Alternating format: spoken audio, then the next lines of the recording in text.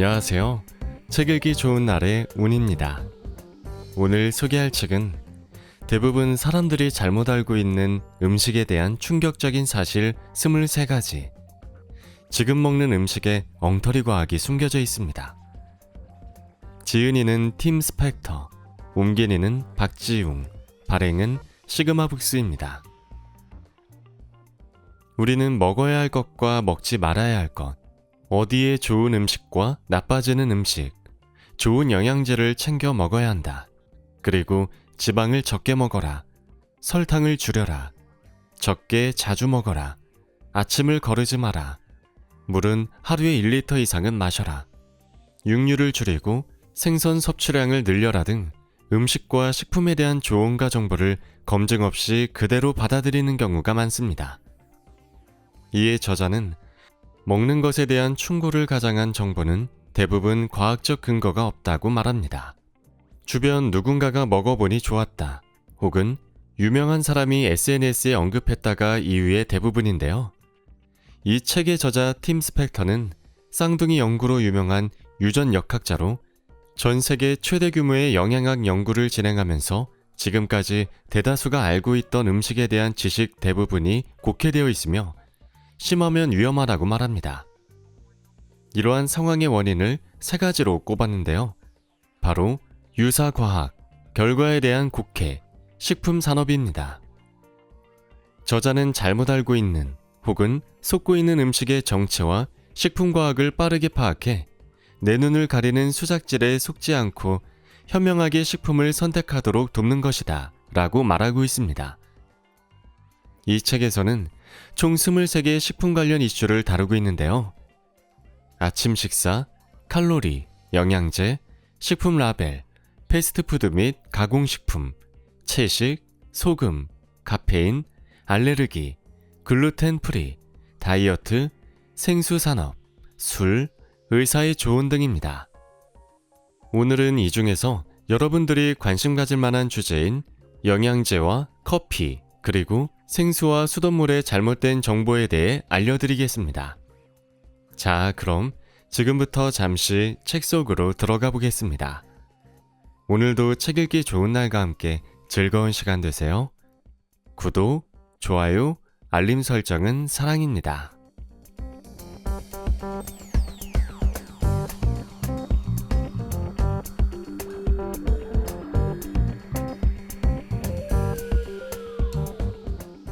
영양제. 한 알의 영양제로 편하게 건강하려는 욕심.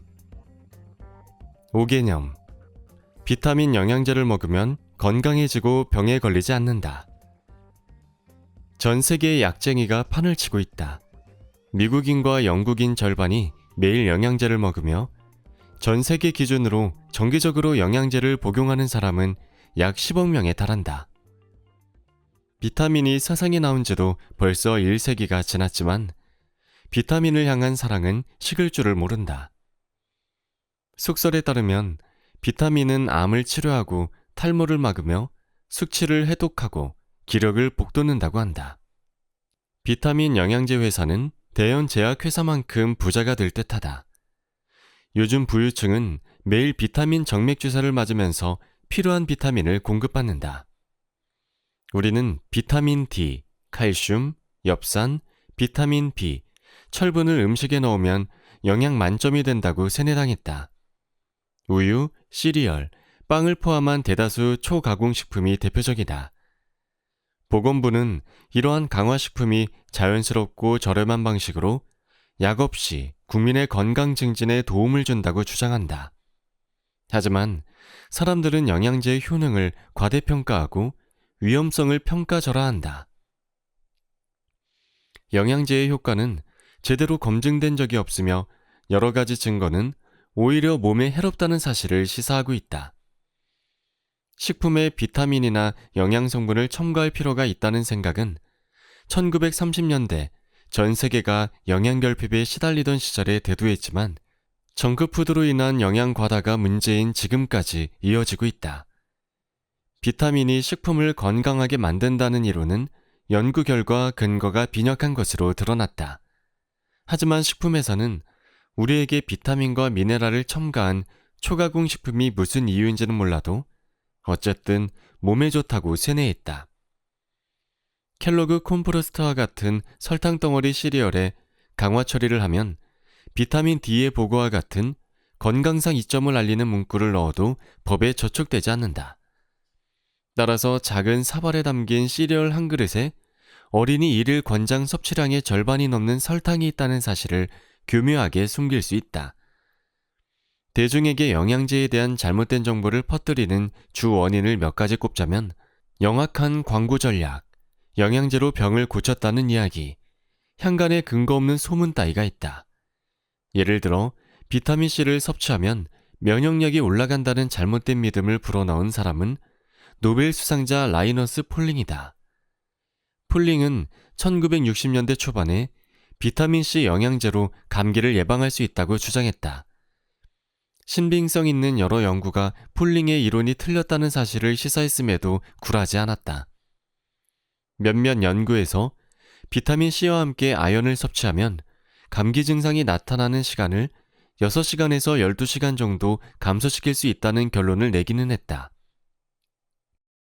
하지만 오렌지 주스 한 잔을 마시거나 키위를 먹어도 비슷한 효과를 볼 수 있다.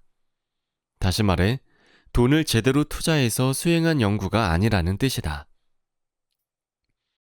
건강하고 균형 잡힌 식사를 하라는 말은 색이 밝은 과일과 채소를 많이 섭취하고 생선, 유제품, 고급 육류를 적당히 곁들이라는 뜻이다.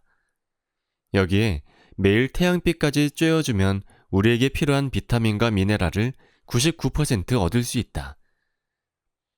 우리 내장에 사는 미생물도 비타민을 생산하는데 비타민 B 계열, 엽산, 비타민 K 정도를 예로 들 수 있겠다. 영국의 과일과 채소 섭취량은 지난 10년 동안 거의 변하지 않았다. 정부가 하루에 5회 이상 과일과 채소를 섭취하라고 조언했지만 남녀노소를 불문하고 일관성 있게 지키지 않고 있다. 미국인 90%는 과일과 채소를 매일 4에서 5회 먹으면 질병을 예방할 수 있다는 강력한 증거에도 불구하고 연방의 지침을 따르지 않는다. 사람들은 과일, 채소, 기름기 많은 생선처럼 연구를 통해 건강에 좋다는 사실이 밝혀진 식품에서 핵심 성분만 추출하여 영양제로 복용하면 실제 식품을 먹는 것과 같은 효과를 볼 수 있다고 생각한다. 하지만 대규모 임상 연구는 다른 이야기를 하고 있다. 나도 한때 비타민 D와 오메가3 어유를 포함한 영양제를 챙기던 시절이 있었다. 생각을 바꾼 시기는 약 6년 전이다. 비타민 D와 칼슘을 주제로 한 학술 문헌을 30편 넘게 쓰고 책을 집필하며 출판하는 과정에서 편향 없이 올바른 방법으로 수행한 프로젝트는 영양제가 효과가 없을 뿐 아니라 대다수의 경우 오히려 몸에 해롭다는 사실을 증명했다. 몸을 좋게 하려고 먹는 영양제가 반대로 해를 끼치고 있다는 증거가 계속 나오고 있음에도 불구하고 여전히 정부와 보건체제는 영양제의 효과를 홍보하는 과대 광고를 좌시하고 있다. 사람들은 비타민이 단지 화학물질에 불과하다는 사실을 잊은 듯하다. 영국 정부는 다양한 음식에 영양분을 첨가하는 작업을 열심히 수행하고 있다. 최근에는 비타민 D가 몸에 좋다는 확실한 증거가 나왔기 때문에 6천만 명에 달하는 영국인 전원이 반년 동안 매일 영양제를 복용해야 한다고 주장했다. 미국에서 건강보조식품은 의약품과 달리 식품의약품 FDA의 규제를 거의 받지 않는다. 다시 말해 미국의 약국 선반을 가득 채운 건강보조식품이 안정성과 효능은 물론이고 성분 표기가 맞는지 확인하는 검사도 받지 않는다는 뜻이다. 1991년에는 문제의 심각성이 커지면서 법률을 제정해야 한다는 목소리가 있었다.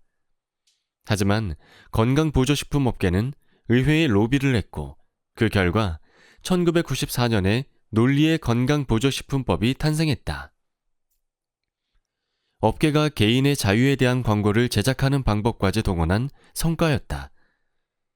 이 기괴한 법은 식품의약국 FDA가 자체적으로 비싼 돈을 들여 연구를 진행하지 않고서는 시중에 판매하는 8만 5천여 가지 건강보조식품에 대한 자료, 성분, 주장의 이의를 제기할 수 없다는 내용을 담고 있다.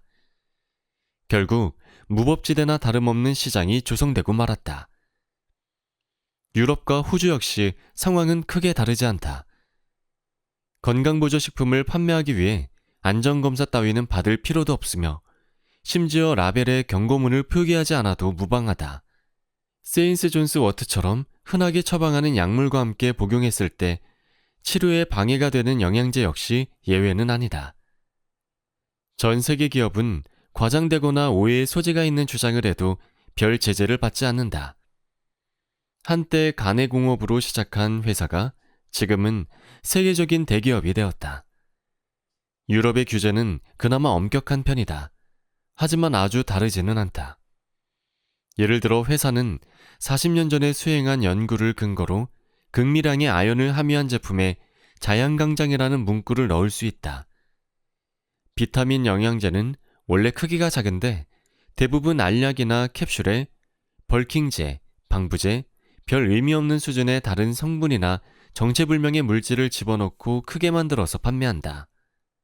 종합 비타민제는 종종 표기하지 않은 성분을 숨기고 있으며 분쇄한 비아그라나 아나볼릭 스테로이드를 멀티비타민 토닉에 첨가한 사례도 있다. 약 50만 명을 대상으로 수행한 관찰 연구에서 규제받지 않은 멀티비타민제를 복용했을 때 암이나 심장병 발병률이 높아진다는 결과가 나왔다. 선샤인 비타민이라고도 하는 비타민 D는 영양제 하면 가장 먼저 떠오르는 성분이다. 많은 사람이 비타민 D 영양제는 몸에 좋다는 증거가 확실하다고 생각한다. 나는 25년간 비타민 D를 조사했다. 연구진을 이끌고 비타민 D에 영향을 주는 유전자를 찾은 적도 있으며 비타민 D를 주제로 쓴 학술 문헌만 20개가 넘어간다. 그 중에는 평범한 갱년기 여성을 대상으로 수행한 위약대조 임상시험도 있었다. 나는 비타민 D가 질병을 예방한다고 믿었고 많은 사람이 더 많은 비타민 D를 섭취해야 한다고 생각했다. 빅토리아 시대에는 구루병을 치료하기 위해 도시 빈곤층 아동에게 비타민 D 영양제를 제공했다. 요즘은 골절을 예방하려는 목적으로 수백만 명이 비타민 D 영양제를 복용한다. 나도 뼈나 관절 문제가 있는 환자에게 비타민 D 섭취를 늘리라고 조언했다. 수백 건의 관찰 연구에서 비타민 D는 뼈뿐만 아니라 자가 면역 질환, 심장병, 우울증, 암을 포함해 흔하게 발생하는 질병을 예방하는 것처럼 보였다. 하지만 지금은 생각이 다르다. 나는 비타민 D 영양제가 대부분 사람에게 효과가 없으며 득보다 실이 크다고 믿는다.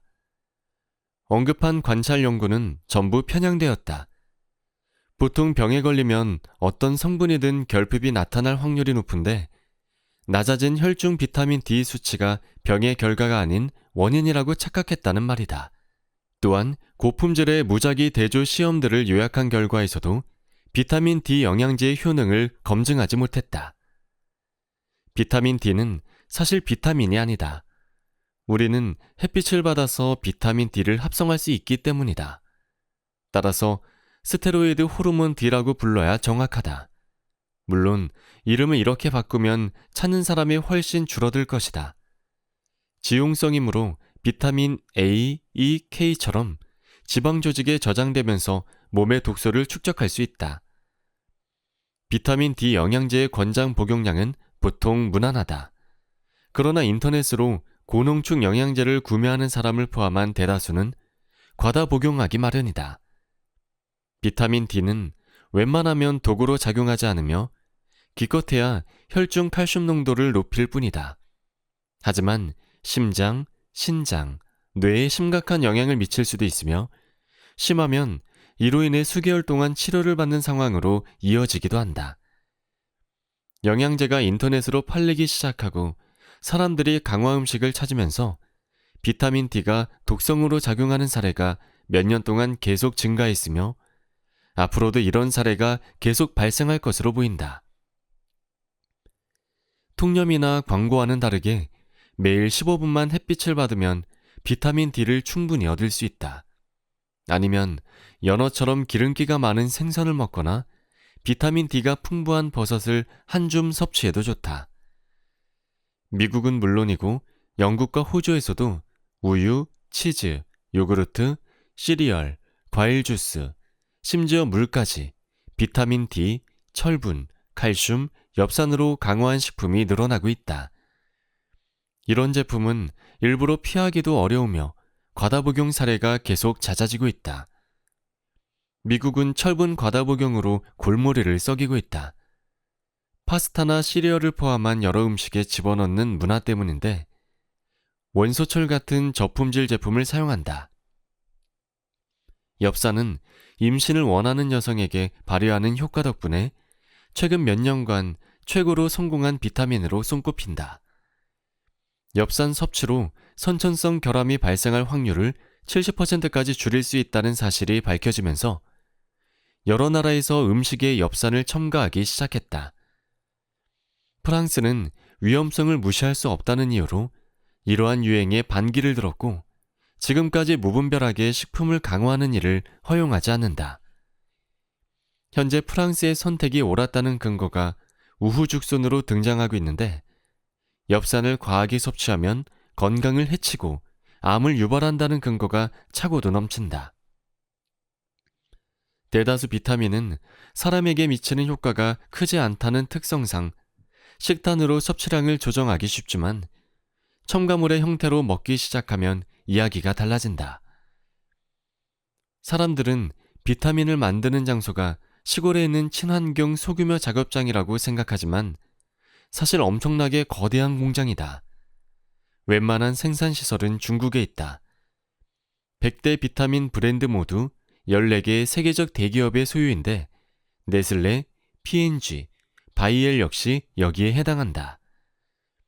몇 차례의 실험 결과 비타민 D 영양제를 남용하면 골밀도가 낮아지면서 넘어졌을 때 뼈가 쉽게 부러진다는 사실이 드러났다.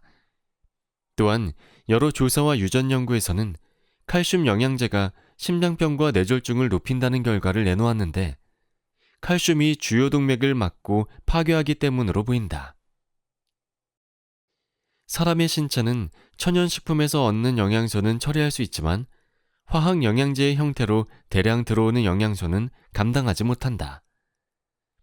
지금 유행하는 단백질 보충제와 고농축 수용성 비타민 같은 경우 둘 다 필요 이상으로 섭취하면 몸 밖으로 그냥 빠져나간다. 다시 말해 욕심부려 봐야 결국 화장실 변기 행위라는 뜻이다. 건강한 서양인이라면 대부분 단백질이 전혀 부족하지 않으며 오히려 하루 권장 단백질 섭취량을 초과하는 편이다. 하지만 광고에서는 완전히 다른 말을 늘어놓는다. 식품업계 역시 대세에 편승하여 초콜릿바나 그래놀라바에 단백질을 몇 그램 넣어놓고는 한때 열량 폭탄 취급이나 왔던 제품을 고단백질 간식으로 포장하면서 체육관에 가기 전에 반드시 챙겨야 할 물건이라고 선전하고 있다. 단백질을 장기적으로 과도하게 섭취하지 않는 이상 신장에 무리가 가지는 않겠지만 시중에서 잘 팔리는 단백질 보충제에는 제대로 검증받지 않은 첨가제, 화학물질, 향미료가 들어간다는 사실을 간과하면 안 된다. 평소에 운동을 마치고 유청 단백질이나 대두 단백질 보충제를 마시는 습관이 있다면 그냥 집에서 밀크쉐이크나 단백질이 풍부한 재료를 넣고 볶음 요리를 만들어서 먹는 편이 훨씬 낫다. 운동선수가 아닌 이상 단백질이 풍부한 식품을 매일 식단에 섞어주면 운동 때문에 올라간 단백질 요구치를 충분히 채울 수 있다. 왜 다들 고용량 영양제가 진짜 음식보다 낫다고 생각할까? 소박한 토마토를 예로 들어보자. 토마토는 심장병을 예방하는 강력한 항산화제인 리코펜이 풍부하다. 하지만 많은 사람이 토마토는 먹지 않고 고용량 리코펜 영양제를 인터넷으로 사서 복용한다. 30가지 이상의 연구를 검토한 결과 이 사람들이 돈을 버리고 있다는 사실이 드러났다. 토마토가 리코펜 영양제보다 대부분 효과가 더 좋았는데 리코펜 말고도 수백 가지 이르는 화학물질을 함유하고 있기 때문으로 보인다. 토마토 말고도 브로콜리를 포함한 여러 채소를 대상으로 수행한 연구도 있다. 실제로 보충제가 질병 발병률을 높이는지 확인하기 위해 대규모 실험을 진행한 사례가 있다. 2014년에 수행한 대규모 연구에서는 비타민 E와 셀레늄 보충제가 전립선암을 유발한다는 결과가 나왔다. 나 역시 다른 사람과 마찬가지로 오랫동안 오메가3 지방산을 함유한 어육 캡슐이 몸에 좋다고 믿었다. 관절염, 심장병, 치매 예방에 좋다는 선전에 현혹되었기 때문이다. 미국 심장협회와 같은 기관이 오메가3 영양제를 복용하면 관상동맥 질환 환자에게 좋다고 주장하면서 이러한 믿음은 오랫동안 이어졌다. 대중의 순진함, 후원, 광고, 간단한 방법으로 병을 치료하는 개인의 바람, 이 네 박자가 들어맞으면서 발생한 상황이다. 2019년에 미국인 2만 5천 명을 대상으로 한 대규모 실험에서는 어유가 심장병이나 암을 예방한다는 증거를 찾을 수 없었다. 또 다른 신빙성 있는 조사에서는 어유가 실명, 알츠하이머, 전립선암을 막지 못한다는 사실이 드러났다. 오메가9 보충제와 같은 파생제품 역시 대규모 사기극이다. 거의 모든 식품으로 섭취할 수 있는 지방이므로 쓸데없이 돈 주고 살 이유가 없다. 잊지 말자. 아는 것이 힘이다. 정부, 공중보건기구, 식품회사의 주장은 틀렸다. 건강한 사람이라면 영양제가 필요 없다. 신선한 음식을 다양하게 먹고 매일 햇볕을 쬐어준다면 99% 확률로 비타민과 미네랄을 충분히 얻을 수 있기 때문이다. 여기까지 읽은 독자라면 어떤 영양제를 얼마나 먹고 있는지 한번 돌아보도록 하자. 과다 복용은 몸에 해롭다. 모든 비타민과 미네랄 영양제는 적절한 방법으로 수행한 무작위 연구에서 효능이 입증되지 않았으며 반대로 위험성만 대두되고 있다는 사실을 명심하라. 이러한 화학 성분을 영양제라고 부르며 감싸고 돌지 않았다면 진작에 금지 식품 명단에 올랐을 것이다. 식품회사는 매년 더 많은 가공식품을 강화하고 있다. 저렴한 재료로 건강하다는 이미지를 심어 주머니를 불릴 심산이다. 우리는 질병을 빠르게 고치고 기적처럼 건강을 회복하기를 바랐기 때문에 비타민의 환상에 빠지고 말았다. 매일 비타민 미네랄 영양제를 먹으면 병을 완벽하게 예방할 수 있다고 생각할지도 모르겠다. 모든 사람은 자신을 위해 좋은 일을 하는 기분을 좋아한다. 하지만 알약에 의존하는 습관은 나쁜 식단을 섭취하는 행위와 다를 바가 없으며 영양제 이면에 있는 과학 역시 식품의 유사과학보다 더하면 더했지 덜하지는 않다. 카페인, 커피는 여러분의 삶을 구한다.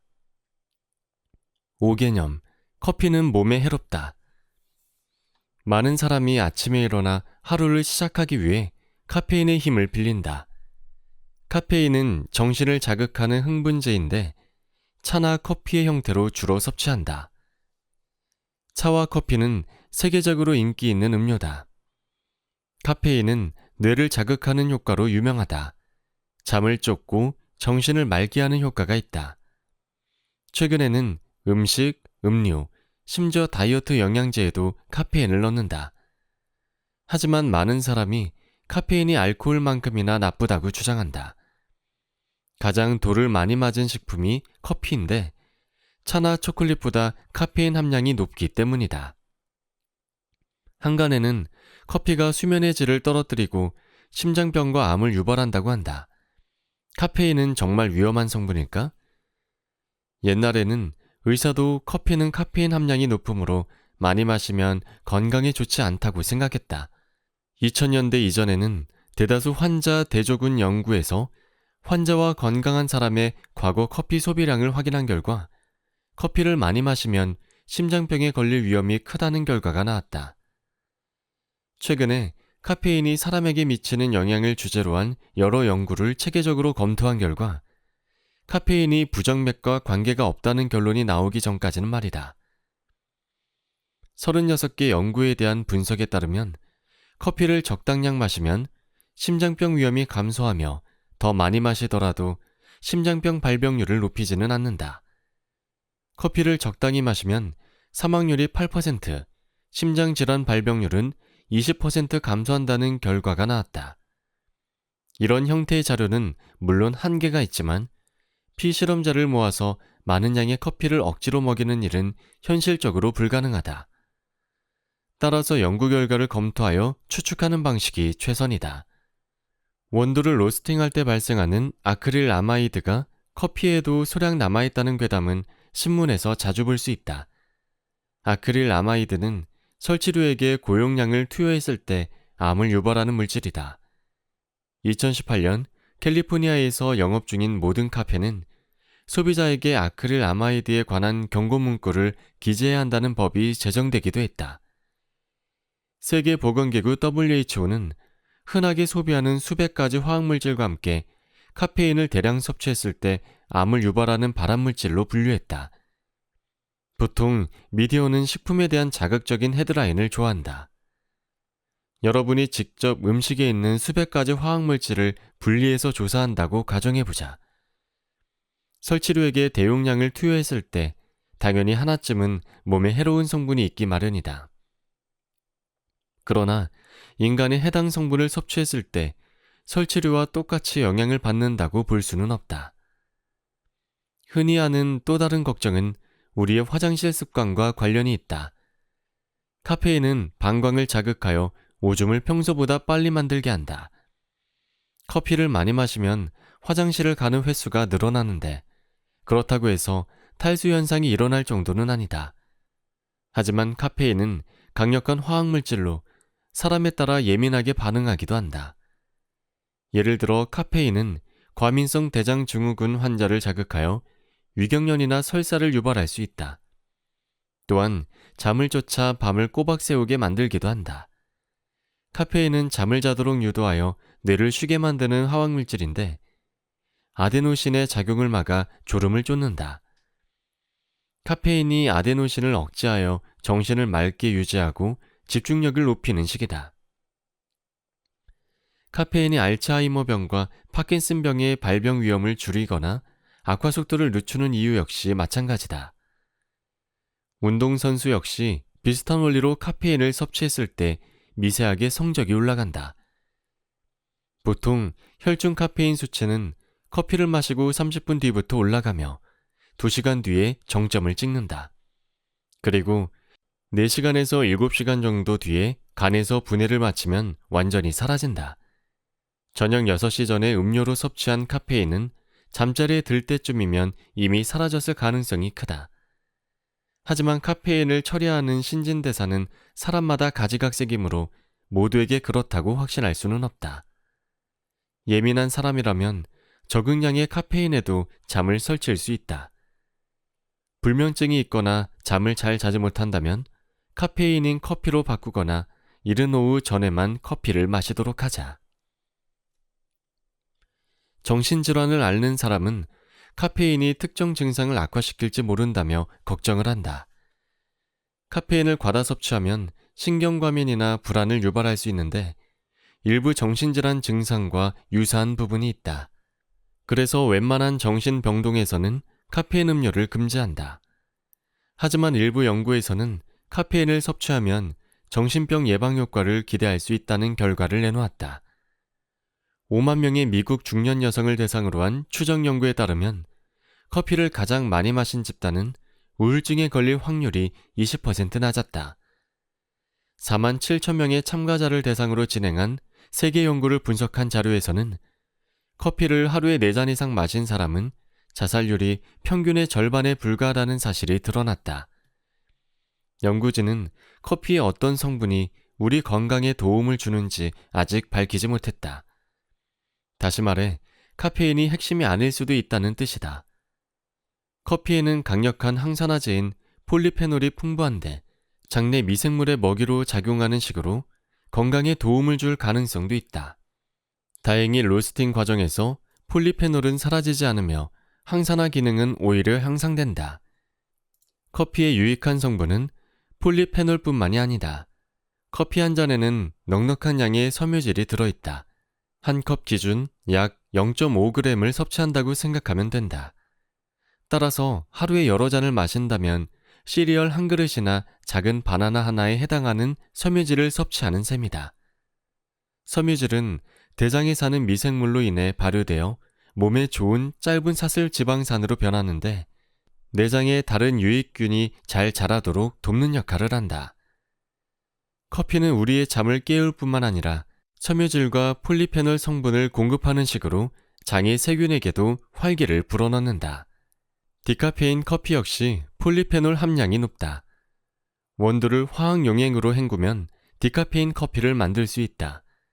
이 과정에서 카페인은 대부분 사라지지만 소량은 남는다. 97에서 99% 정도 없어진다고 봐도 무방하나 상황에 따라 조금씩 달라질 수 있다. 요즘 새로 나온 방법을 사용하면 항산화제가 더 많이 남으므로 디카페인 커피에서도 하루에 필요한 폴리페놀을 전부 섭취할 수 있다. 블라인드 시험 결과에 따르면 일반 커피와 디카페인 커피를 구별하기는 어렵다. 일반 커피를 주면서 디카페인 커피라고 속였을 때 각성효과와 같은 카페인 관련 증상이 나타난다고 응답한 사람은 거의 없었다. 하지만 평소에 불안 증세가 있는 사람 일부는 디카페인 커피를 마신 뒤에 불안함을 호소했다. 다른 연구에서는 카페인을 섭취하고 있다고 믿게 만들면 실제로는 그렇지 않더라도 10중 8구 불쾌한 카페인 금단 증상이 줄어든다는 사실이 드러났다. 서구권 국가의 카페인 관련 지침은 대부분 지나치게 낮은 감이 있다. 보통 하루에 카페인을 40mg 이상 섭취하면 몸에 해롭다고 주장한다. 그러니까 건강한 성인이라면 누구나 부작용 없이 즐길 수 있는 카페인 섭취량이 400mg이라는 뜻이다. 카페인 대사 속도는 여러 가지 성분의 영향을 받는다. 피에 니코틴이 흐르는 흡연자가 커피로 비흡연자와 같은 수준의 카페인 효과를 느끼려면 거의 2배는 마셔야 한다. 호르몬 역시 카페인 대사 능력에 영향을 미친다. 여성이 남성보다 카페인에 민감하며 피임약이나 항우울제를 먹는 사람은 더욱 예민하게 반응한다. 다시 말해, 카페인을 아주 조금만 섭취해도 잠을 못 잘 수 있다는 뜻이다. 알코올은 카페인의 영향을 증폭하여 수면 문제를 악화시킨다. 채소, 특히 브로콜리나 배축과 식물을 자주 먹는 사람은 그렇지 않은 사람보다 더 많은 양을 마셔야 비슷한 효과를 볼 수 있다. 따라서 당신이 피임약을 복용하는 여성이며 K를 싫어하는 비흡연자라면 지침에 있는 권장량은 무시하고 저녁에 일반 커피 대신 디카페인 커피를 선택하는 편이 낫다. 식음료 회사는 건강에 도움을 준다는 명목으로 제품에 엄청난 카페인을 첨가한다. 사실 스포츠 음료, 에너지바, 체중 감량 영양제, 다이어트 음료는 대부분 카페인을 함유하며 건강상의 효능에 대한 문구도 함께 찾을 수 있다. 레드불 한 캔에는 에스프레소 2잔에 해당하는 카페인이 있으며 또 다른 에너지 드링크 리렌트린스와 몬스터 에너지의 카페인 함량은 레드불의 2배에 달한다. 일부 제품에는 카페인이 신진대사를 촉진하며 체중 감량을 유도하고 신체 능력을 향상한다는 문구가 있다. 하지만 실제로 발휘하는 효과는 몹시 미미하다. 일부 연구에 따르면 휴식 대사량이 올라간다고 해도 고작 70kcal 더 태우는 정도인데 카페인과 함께 섭취한 설탕의 열량을 생각하면 손해인 셈이다. 카페인이 운동 능력을 향상한다는 주장 역시 마찬가지다. 고작 1% 혹은 몇 초 정도 차이일 뿐이며 운동선수가 아닌 이상 무의미한 수준이다. 카페인으로 얻은 효과는 오래가지 않으며 카페인으로 살을 엄청나게 빼거나 제2의 우사인 볼트가 될 수는 없다. 적당한 수준의 천연 카페인은 안전하지만 합성 카페인이 우리의 건강과 장내 미생물에 미치는 영향은 아직 정확하게 밝혀지지는 않았다. 따라서 나는 합성 카페인은 음식이나 음료에 넣으면 안 된다고 생각한다. 보통 합성 카페인을 첨가한 식품은 설탕이나 다른 수십 가지 화학물질로 가득하기 때문이다. 자칫하면 이런 성분에 중독될 수 있다. 대신 품질이 좋은 커피나 차를 많이 마시자. 첨가물이 거의 없으며 천연 카페인이 풍부하다. 하지만 모든 차와 커피가 건강에 이롭다고 생각해서는 안 된다. 이제 카페인은 위험한 물질이 아니다. 적당하게만 즐긴다면 차와 커피는 전혀 해롭지 않다. 오히려 건강에 좋다는 증거가 계속 나오는 중이다. 커피에 있는 성분은 카페인뿐만이 아니다. 섬유질은 물론이고 차나 다크 초콜릿이 함유한 폴리페놀도 있다. 폴리페놀은 내장 건강에 도움을 주므로 꾸준히 섭취해야 한다. 사람마다 카페인에 반응하는 정도가 전부 다르다.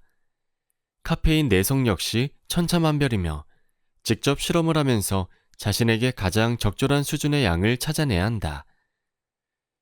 최근 몇 세기 동안 등장한 번뜩이는 아이디어 대부분은 카페에 앉아있는 동안 떠올랐다. 커피를 음미하면서 카페인을 적절하게 섭취하다 보면 우리 역시 기발한 생각을 해낼지도 모른다. 생수와 수돗물, 물 산업을 둘러싼 교묘한 물밑 작업. 5개념, 물은 적어도 하루에 8잔씩 마셔야 한다. 사람들은 매일 물을 2, 3리터는 마셔야 수분을 충분히 섭취할 수 있다고 주장한다. 요즘은 물의 양뿐만 아니라 종류까지 생각해야 한다는 말까지 들린다. 생수 사업은 꽤 돈이 든다. 생수회사는 물이 활력을 주며 피부를 개선하고 몸매를 가꾼다는 말로 여러분을 꼬드긴다. 세계에서 가장 비싼 생수는 한 병에 6,798만 원이다. 24캐럿 금으로 된 병은 무료 제공이다. 피지에서 뽑은 천연 광천수의 맛을 즐길 수 있다. 이게 조금 비싼 감이 있다면 45만 원짜리 코나 니가리 워터는 어떤가? 우리는 어느 때보다 생수 소비량이 많은 시대에 살고 있다. 전 세계 생수 산업은 매년 10%씩 규모를 키우고 있다. 미국에서 가장 인기 있는 음료가 생수이며 2018년에는 500억 리터가 팔렸다. 소비자층은 주로 여성인데 생수가 더 안전하고 맛있으며 영양가가 좋다고 생각하므로 기꺼이 많은 돈을 지불한다. 2016년에는 펩시, 코카콜라, 스프라이트를 포함한 다른 모든 탄산음료를 합친 것보다 생수가 더 많이 팔렸다. 설탕 음료에서 맹물로 넘어가는 이 건강한 유행을 기쁘게 받아들여야 할까? 아니면 환경을 파괴하는 또 다른 마케팅의 결과물로 봐야 할까? 사람들이 수돗물의 안전성을 의심하는 데는 그럴 만한 이유가 있다. 콜레라 같은 수인성 질병은 20세기까지 서양에서 수백만 명의 목숨을 앗아갔다. 특히 도시는 공동 수원의 규모가 큰 탓에 피해가 막심했다. 콜레라는 오늘날에도 발병하지만 위생시설이 부족하며 신선하고 깨끗한 물을 접하기 힘든 개발도상국의 빈곤 지역에만 나타난다. 유럽은 1893년, 미국은 1911년 이후 콜레라 피해를 본 적이 없다. 하지만 공포는 여전히 남아있다. 몇 년 전까지만 해도 사람들은 이탈리아, 그리스, 스페인과 같은 나라를 여행할 때 병에 걸릴까봐 수돗물 대신 생수를 마셨다. 1970년대와 1980년대 초반에는 인프라가 부족했고 이에 따라 외딴 섬이나 마을에서 수인성 질병이 나타나는 사례가 왕왕 있었다. 덕분에 수돗물은 신뢰를 완전히 잃고 말았다. 관광객은 질병을 피하려 생수를 마셨고 현지인은 돈을 벌면서 더 건강해 보이는 생수로 넘어갔다. 요즘도 상황은 크게 다르지 않다. 그리스, 이탈리아, 스페인 음식점에 들어가서 목이 마르니 수돗물을 달라고 하면 이상한 사람 취급을 받는다. 얼마 전 앞에서 언급한 유럽 국가는 물 인프라를 구축할 수 있도록 유럽연합에서 엄청난 액수의 지원금을 받았고 세계적인 물 정화시설과 관리체계를 갖추었다. 하지만 미국처럼 예전부터 상수도 품질이 좋기로 유명한 나라에도 가끔 수인성 질병이 나타난다.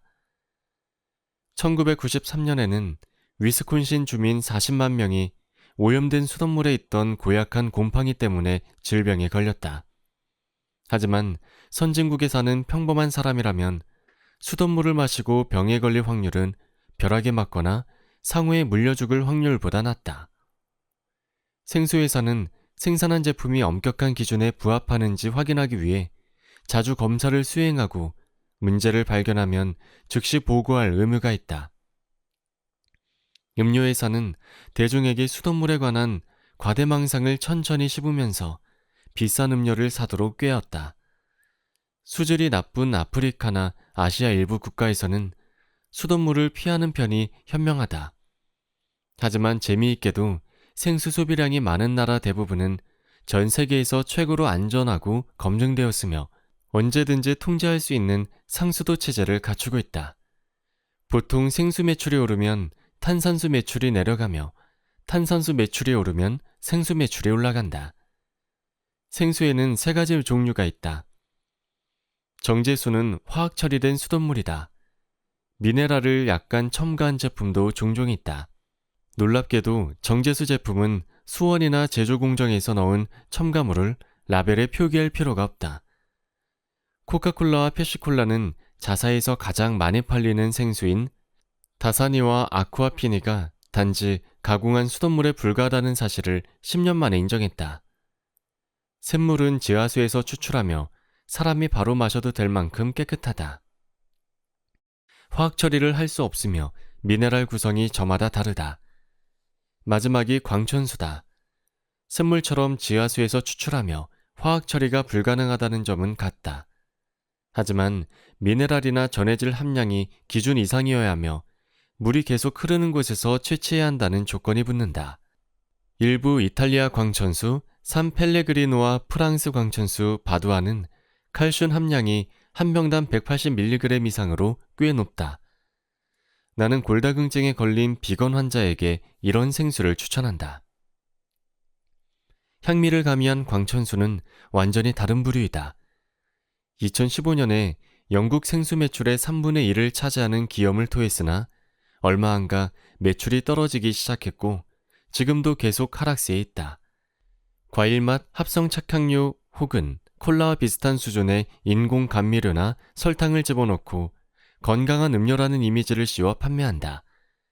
소비자를 유혹하기 위해 기업은 확실히 건강해 보이는 재료를 집어넣었다. 알로에 베라, 강황, 생강, 오메가3, 비타민C 정도가 있겠다. 전혀 과일이 들어있지 않음에도 건강에 좋다는 주장을 내세우기 위한 전략이다. 광천수에 넣은 재료는 사실 의학적으로 몸에 좋은 성분이라는 문구를 넣는 동시에 환상적인 이윤을 취할 수 있는 마법의 가루다. 광천수의 인기가 날로 치솟는 이유는 음료회사의 영악한 마케팅 캠페인 때문만은 아니다. 일부 여성은 광천수가 만병통치약이라고 믿으면서 몸에 뿌리거나 아예 광천수로 목욕을 하기도 한다. 비싼 화장품에서도 광천수를 찾을 수 있다. 강력한 주름 방지 크림, 선크림, 바디 스프레이에도 광천수가 들어간다. 이런 제품은 과학적 근거가 부족한 광고 아래 승승장구하고 있다. 기적의 광천수를 채취한 수원은 수천 년 전부터 존재했으며 피부에 광천수를 뿌리는 행위는 고대 그리스에도 유행했다는 식이다. 미용 스파와 건강 클리닉은 얼마 전부터 유행에 편승해 광천요법을 비싼 피부관리 서비스로 제공하고 있다. 자연에서 추출하여 어떠한 첨가물도 없는 광천수에 대한 광시는 이제 샘이나 강에서 담은 생수 한 병을 4만 원에 사고 파는 지경에 이르렀다.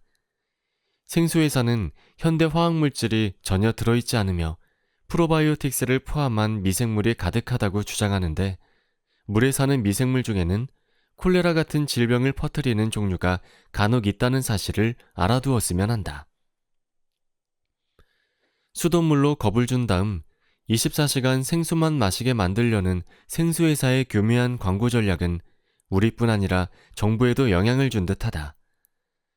정부가 사람들에게 물을 많이 마시라고 권장하면서 생수 매출은 대폭 치솟았다. 영국의 지침은 하루에 최소 6잔에서 8잔 정도는 물을 마시라고 조언한다. 미국과 호주는 최소 8잔, 그러니까 약 2리터를 적정량으로 잡는다. 핵심은 우리가 물을 많이 마시도록 하는 데 있다. 그런데 우리의 갈증을 걱정하는 이러한 주장은 근거가 있는가? 그럴 리가 있나? 물을 많이 마셔야 한다는 주장에는 어떠한 근거도 없다. 노인의 물 섭취를 10년간 신중하게 관찰한 연구에 따르면 물을 많이 마신다고 해서 신장 기능이 올라가거나 사망률이 감소하지는 않는다. 우리가 수돗물을 무서워하는 이유는 염소 같은 화학물질이 건강을 해치기 때문이다. 염소는 물에 첨가하면 빠르게 사라지는 기체다. 수돗물에 염소를 넣는 이유는 세균을 죽이고 병이 생길 확률을 낮추기 위해서다. 미국과 영국을 비롯한 여러 나라에서 수돗물에 염소를 첨가한다. 수돗물의 염소 함량은 여러분의 집이 염소를 첨가하는 수온에서 얼마나 떨어져 있느냐에 따라 달라진다. 모든 나라가 물에 염소를 많이 넣지는 않는다. 하지만 염소를 안 넣는다고 해서 위험하다고 보기는 어렵다. 네덜란드는 법으로 수돗물에 염소를 넣도록 강제하는 영국과 미국보다 수돗물 관련 감염이 발생할 가능성이 3, 4배 적다. 수돗물에 들어가는 염소의 종류는 나라마다 다른데 종류에 따라 물에 며칠 정도 오래 남아있을 수도 있다. 보통 수돗물은 여과 없이 마셔도 안전하다. 원한다면 필터를 설치해서 염소를 줄여도 괜찮다. 나는 런던 북쪽에 사는데 집의 수돗물의 성분을 분석한 결과 유리염소 수치가 0.000001%도 안 된다는 사실을 확인하고 안심했다. 이론상 수돗물에 있는 고용량의 염소가 장내 미생물에 안 좋은 영향을 끼칠 수 있다. 하지만 목마를 때마다 수영장에서 물을 들이키지 않는 이상 걱정하지 않아도 될 정도다. 문제는 염소뿐만이 아니다. 비싼 탄소 필터와 역삼투압 기계를 설치하지 않으면 수돗물에 있는 이부프로펜, 에스트로겐, 항생제, 항우울제 같은 약물 성분을 걸러낼 수 없다. 함량이 낮기는 해도 축적되면 미미하게나마 효과를 발휘할 가능성이 있다. 예를 들어 여러분의 유전자가 작용하는 방식을 바꾸어 놓을지도 모른다. 생수로 바꾸면 해결할 수 있는 문제라고 생각할지도 모르겠다. 하지만 2013년에 실시한 조사에서는 생수나 수돗물이나 크게 다를 것이 없다는 결론이 나왔다. 20개의 생수 브랜드 중 13개에서 비슷한 화학물질이 나왔는데 그 중에는 비스페놀과 같은 환경 호르몬도 있었다. 환경 호르몬은 여러분의 유전자와 성 호르몬에 교묘하게 영향을 미치므로 많은 나라에서 금지한 성분이다. 비스페놀은 저체중아 출산, 호르몬으로 인한 유방암, 전립선암, 난소암과 연관이 있다. 제조업체는 병 체질을 비스페놀이 없는 플라스틱으로 바꾸어 대중의 두려움을 가라앉히려 하고 있으나 유럽연합과 미국 규제기관은 의심의 눈초리를 거두지 못하고 있다. 우리는 종종 험악한 화학물질을 이용해 위험성을 낮춘다. 그 중에서 불소는 무척 유용한 성분이다. 수돗물은 물론이고 치약에서도 찾을 수 있다. 불소가 충치를 예방한다는 사실은 이미 증명이 끝났다. 지난 70년 동안 많은 나라에서 물에 불소를 첨가하기 시작했다. 물에 푸는 불소의 수준은 여러분이 사는 지역에 따라 다르다. 일부 수원은 처음부터 불소 함량이 높기 때문이다. 2016년부터 2017년도 사이에는 영국의 5살 어린이 4분의 1이 충치를 앓았으며 설탕 섭취량이 늘어나면서 충치가 생기는 어린이는 계속 늘어나고 있다. 정부가 선택할 수 있는 가장 간단하면서도 안전하고 효과 좋은 해결책은 어린이와 성인 모두에게 불소를 넣은 수돗물을 마시도록 권장하는 것이다. 우리는 생수를 만드는 과정에서 환경이 어떤 영향을 받는지 알 필요가 있다. 생수를 생산하려면 같은 양의 수돗물에 비해 2000배 많은 에너지가 필요하다. 게다가 물 1리터를 정화하는데 물 4리터가 들어가며 플라스틱으로 용기를 만드는 공정에서는 10리터를 쏟아붓는다. 생수를 사는 사람 대부분은 빈 병을 재활용 쓰레기통에 넣으면 환경에 가는 부담이 줄어들 것이라고 믿는다. 잘 모르는 사실이 하나 있는데 전 세계에서 재활용하는 병은 5개 중 1개뿐이며 여기서 다시 병으로 만드는 비율은 더 낮다. 영국에서는 재활용 가능한 병 중 10%만 다시 병으로 환생한다. 많은 나라에서 플라스틱 사용량을 줄이기 위해 노력하고 있으나 플라스틱 쓰레기 관리가 소홀하기로 유명한 중국, 인도네시아, 필리핀은 그렇지 않다. 심지어 영국에 있는 그림 같은 코니시비치 역시 플라스틱 전쟁터라는 오명을 얻고 말았다. 태풍이 불고 나면 플라스틱 병, 빨대, 포장지가 해안가로 밀려오기 때문이다. 전 세계에서 버리는 플라스틱 병은 초당 2만 개에 달하며 어딘가에 아무렇게나 쌓이고 있다. 대부분 플라스틱은 결국 태평양 같은 대양에 떠다니는 최후를 맞는다. 태평양에는 프랑스 영토의 2배에 달하는 악명 높은 쓰레기 섬이 있다. 일부를 다시 재활용하고 있기는 한데 여러분이 생각한 만큼은 아니다. 바다에서 잡은 물고기는 대부분 분해된 플라스틱 병에서 나온 미세 플라스틱으로 가득하며 전부 우리 배로 들어간다. 이러한 미세 플라스틱은 우리가 연구한 적도 없고 예상할 수도 없는 방식으로 신체 및 장내 미생물과 상호작용한다. 인간은 매년 약 800만 톤의 플라스틱을 바다로 버리는데 대부분은 아시아에서 폐기한다. 플라스틱 병을 유리병으로 대체하는 방안은 확실한 해결책이다. 유리는 재활용하기 쉽고 물을 화학물질로 오염시키지도 않으며 먹이사슬을 거쳐 축적될 일도 없다. 하지만 플라스틱보다 약간 더 비싸다. 다국적 기업이 다시 유리병을 사용하는 일을 꺼리는 이유가 이 때문이다. 생수가 수돗물보다 환경에 해롭고 건강에 좋지도 않다면 맛은 괜찮은가? 나는 아니라고 본다. 물론 사람마다 입맛이 다른 법이다. 블라인드 테이스팅에서는 수돗물이 대부분 광천수보다 맛이 뛰어나다는 결과가 나왔다.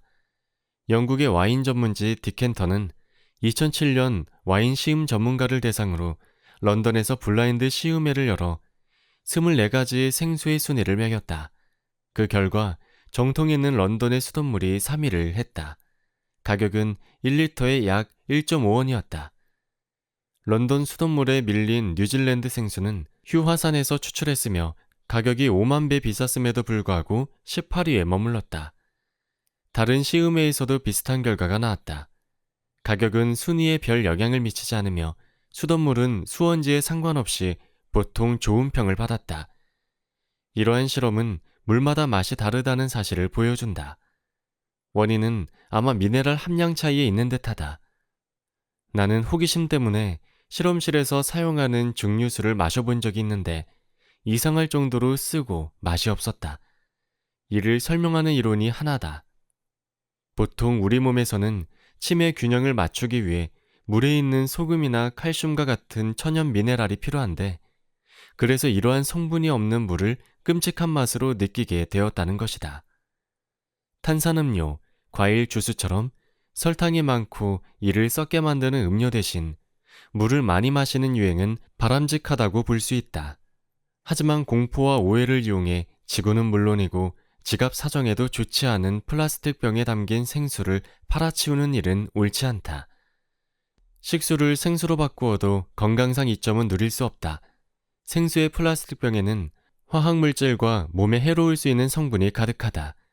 비싼 생수를 고집하기 전에 혼자 블라인드 테스트를 해서 수돗물과 생수의 맛 차이를 느낄 수 있는지 알아보라. 어쩌면 나처럼 수돗물이 더 입에 맞을지도 모른다. 여러분이 수돗물을 식수로 사용한다면 매년 지구에 5조 개의 플라스틱 병을 쌓는 일에서 빠질 수 있다. 뿐만 아니라 강력한 마케팅에 반대의 목소리를 낼 권리를 얻을 수 있다. 당신이 잊지 말아야 할 12가지 포인트. 하나, 다양하게 먹어라. 채식 위주로 하되 화학 첨가물은 피하라. 둘, 과학의 의문을 제기하라. 빠르고 간단한 해결법은 믿지 말라. 셋, 식품 라벨이나 마케팅에 현혹당하지 말라. 넷, 음식에 있어서 평균적인 사람은 없다. 다섯, 몇 가지 음식만 돌려가며 먹지 말라. 식단을 다양화하고 새로운 요리법에 도전하라. 여섯, 자신에게 맞는 식사 시간과 공복 시간을 찾기 위해 실험하라. 일곱, 영양제에 의존하지 말고 진짜 음식을 먹어라. 여덟, 10가지가 넘는 성분이 들어간 초가공식품은 피하라. 아홉, 장내 미생물 다양성을 높이는 것을 목표로 음식을 섭취하라. 열, 혈당 스파이크를 잡아라. 11, 고기와 생선 섭취량을 줄이고 지속 가능성을 확인하라. 12, 공부를 게을리하지 말고 다음 세대에게 진짜 음식의 중요성을 가르쳐라.